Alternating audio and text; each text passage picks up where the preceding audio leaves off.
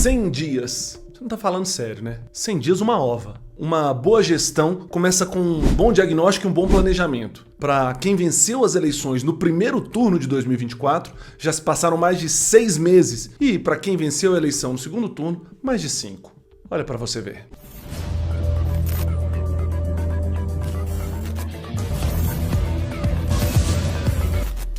Eu vou te explicar, mas antes, não esquece de deixar seu like e se inscrever no canal para acompanhar as coisas que a gente colocar por aqui.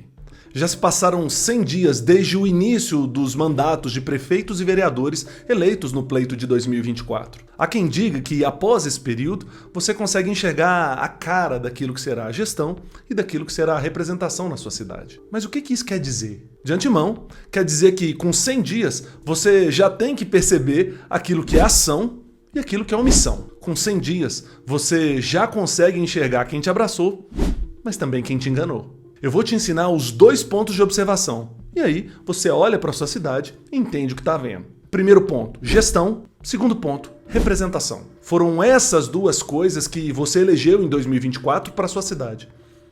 E é da cidade que eu vou falar. Gestão é aquilo que é liderado pelo prefeito. E o que dava para o prefeito ter feito em 100 dias desde a posse? Eu vou falar de algumas coisas que para mim tá no mínimo. Passava raspando de ano. Para começar, divulgação ampla de diagnósticos e metas iniciais. Você, que é um cidadão ligado, tinha que ter ouvido da própria prefeitura, logo nas primeiras semanas de governo, quais eram os principais desafios e o que seria primeiramente resolvido. Gestão é solução. Prefeitos não existem para ficar divagando sobre ideias. Prefeitos existem para resolver os problemas da cidade. E eu vi muita pataquada e enganação em discurso sobre ideias de quem não tem solução para apresentar por aí. Dando as mãos pelo caminho. O que isso quer dizer? Acreditando, vamos em frente. Nenhuma. Isso aqui não é palestra de coach ou autoajuda. Um prefeito é alguém que recebe dinheiro público e que gerencia, via de regra, milhões de reais de orçamento para resolver problemas. Ele tem que aparecer para dizer, tava assim, fizemos isso e resolvemos assim. Como eu disse, nesses 100 primeiros dias de gestão, você que é cidadão antenado, tinha que ter entendido sobre diagnósticos, presenciado soluções de curto, verificado o início das soluções de médio e compreendido soluções de longo prazo. Soluções. As soluções mais simples já precisavam ter sido vistas em 100 dias de gestão, mas nenhuma escola funcionando adequadamente, nenhum posto de saúde atendendo com dignidade, nenhuma rua limpa, além daquelas nos condomínios onde suas majestades resolvem se enfiar para não terem que conviver com o povo que as elegeram. Eu já te disse aqui que cidadania é vigilância. O prefeito que se preza já te mostrou os desafios da gestão, os planos iniciais para melhorar a cidade e as primeiras soluções que implementou. E cuidado, tem muito prefeito que só fala do que se passou e das dificuldades que tem justamente porque, ou 1, não sabe o que fazer, ou 2, não tem resultado para entregar. Aliás, ficar só falando do que passou e das dificuldades que tem revela algumas coisas na administração municipal inicial que eu vou dividir em 3 cenários. 1. Se o prefeito era alguém de fora da política. Não fazer nada e só culpar o anterior só mostra que ele não teve planejamento no período pré-eleitoral, nem mesmo depois de vencer as eleições e que está perdido no cargo. 2. Se o prefeito era político, mas tinha mandato fora da cidade, por exemplo, se ele fosse deputado ou senador, não fazer nada e culpar o anterior mostra que ele não teve planejamento no período pré-eleitoral, nem depois de vencer as eleições e que não está preparado para o cargo, além de que não articulou alianças para resolver o que precisa até agora. E 3. Se o prefeito era político, tinha mandato na cidade como vereador e mesmo assim ainda tem a cara de pau de não fazer nada, falando que está surpreso com os problemas deixados pela gestão anterior, aí ele está simplesmente te chamando de imbecil. Se ele era vereador, ele tinha o dever de conhecer contas e problemas da cidade. Você pagou salário para ele fazer isso. Se ele não conhecia ou não denunciou as contas e os problemas, ou ele te enganou que fez o trabalho de vereador, ou ele tá te enganando que está fazendo trabalho de prefeito. Ou as 2 coisas. Que fique claro, desde o primeiro turno de 2024, são mais de 6 meses. Mesmo que tivesse se esquecido de fazer ou estudar planos de governo, era para ter muito planejamento feito antes mesmo da posse. Ah, mas eu não tinha acesso aos dados. Se você era de fora da política, tinha que recorrer à justiça para ter esse acesso. E se era de dentro da política, tinha mandato para ter esse acesso. Para cima de mim, não.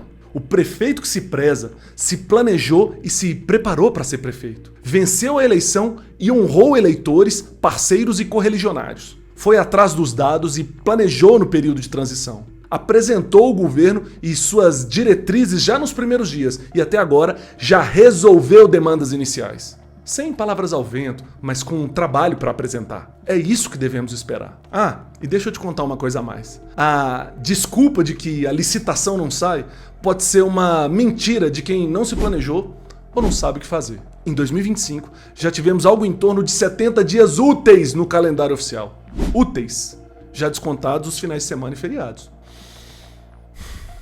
Vamos ao nosso segundo ponto, a representação. Eu falei de gestão e agora vamos falar da representação, que é aquilo feito pela Câmara de Vereadores. Ali sim é para falar, debater ideias, fazer cobranças e defesas. Eu costumo dizer que há dois tipos principais de vereadores, os vereadores de causa e os vereadores de região. O que é um vereador de causa? Aquele que se elegeu para defender uma causa principal. Tem aquele que defende a fiscalização das contas públicas, tem aquele que defende as políticas de inclusão, tem aquele que defende a causa animal, aquele que defende a educação, a saúde. Tem vereador cuja causa principal é arrumar emprego para os eleitores na prefeitura. Não deixa de ser uma causa absurda.